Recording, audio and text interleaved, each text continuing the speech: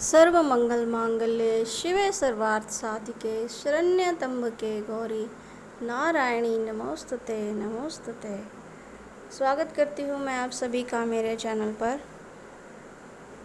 आज मैं आपको बाद में मंगला गौरी व्रत की कथा सुनाऊंगी।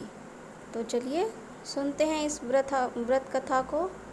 अखंड सौभाग्य देने वाली, संतान सुख प्रदान करने वाली, महापुण्य फलदायी इस कथा को आज के दिन अवश्य ही सुनें। जो महिलाएं मंगला गौरी व्रत का विधि विधान से पूजन करती हैं और अपने पति के लंबी आयु और सुखी वैवाहिक जीवन की कामना करती हैं, उनकी मनोकामना अवश्य ही पूरी होती है। सावन में पड़ने वाला मंगला गौरी व्रत सुहागिन महिलाओं के लिए बेहद ही शुभ होता है। यह व्रत पति की लंबी आयु के लिए रखा जाता है। साथ ही वैवाहिक जीवन में चल रही समस्याओं के लिए भी इस व्रत को रखा जाता है। अखंड सौभाग्य की प्राप्ति के लिए ये व्रत अति उत्तम है। धार्मिक मान्यताओं के अनुसार मंगला गौरी का व्रत रखने से व्यक्ति की कुंडली में मंगल दोष दूर होता है। इस दौरान महादेव और माता पार्वती की पूजा की जाती है, जिससे जीवन में आ रही कठिनाइयाँ, परेशानियाँ दूर होती हैं एवं सुख और समृद्धि आती है। तो चलिए सुनते हैं अखंड सौभाग्य देने वाली इस व्रत कथा को। पौराणिक कथा के अनुसार एक समय की बात है, एक शहर में धर्मपाल नामक एक व्यापारी रहता था। उसकी पत्नी बहुत ही सुंदर थी और उसके पास काफ़ी संपत्ति थी, लेकिन उसके पास कोई संतान नहीं होने के कारण वह दुखी रहता था। भगवान की कृपा से एक पुत्र की प्राप्ति हुई, लेकिन वह अल्पायु था।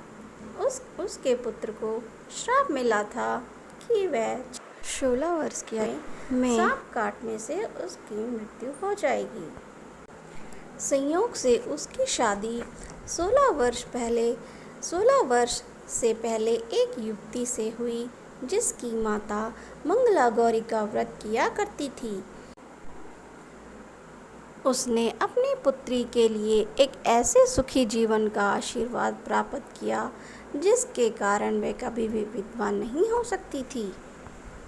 इस कारण धर्मपाल के पुत्र की आयु 100 साल की हुई। सभी नवविवाहित महिलाएं इस पूजा को करती हैं और मंगला गौरी व्रत का पालन करती हैं और अपने लिए लंबी, सुखी और स्थायी वैवाहिक जीवन की कामना करती हैं। उनकी मनोकामना पूरी होती है।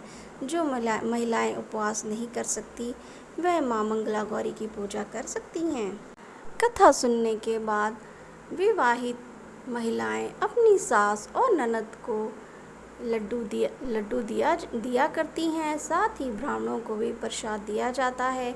इस विधि को करने के बाद 16 बाती का दिया जलाकर मां मंगला गौरी की आरती करें। अंत में मां गौरी के सामने हाथ जोड़कर पूजा में किसी भी भूल के लिए क्षमा मांगे। आप इस व्रत को परिवार की खुशी के लिए लगातार 5 वर्षों तक कर सकते हैं। तो ये थी माता मंगला गौरी की कथा। सावन के प्रथम मंगलवार को इस कथा को अवश्य ही सुने और प्रत्येक सावन के मंगलवार को व्रत करने के पश्चात इस कथा को अवश्य सुने।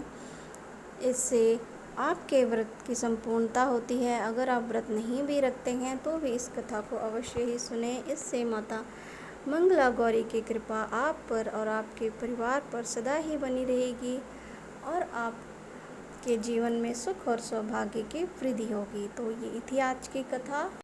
अगर आपको मेरी कथा कहानियाँ अच्छी लगती हैं तो प्लीज़ मेरे चैनल को लाइक और सब्सक्राइब ज़रूर करें। धन्यवाद।